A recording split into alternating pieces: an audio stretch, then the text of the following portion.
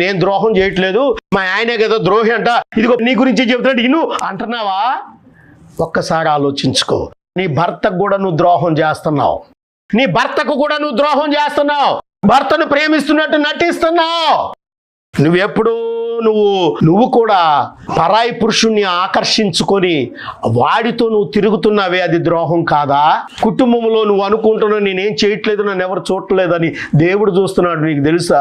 నీ భర్త సంపాదించినటువంటి ఆస్తి అంతా కూడా నీ ప్రియుడికో నీకున్నటువంటి వాళ్ళకో వీళ్ళకో పెడుతున్నావు, అది ద్రోహం కాదా? ఇద్దరిలోనూ ఉంది ద్రోహం చేసే బుద్ధి. దేవునికి స్తోత్రం. మీరు ద్రోహులై ఉన్నారు. మీరు నిబంధనను మరచిన వారై ఉన్నారు. వివాహంలో చేసినటువంటి ఆ నిబంధన ఏం చెబుతూ ఉంది? ఒకరికొకరు కలిసి ఉండాలని దేవుడు మాట్లాడితే మీ ఇద్దరు చేసింది కూడా ద్రోహమే కదా. మీరు ద్రోహులై ఉన్నారు.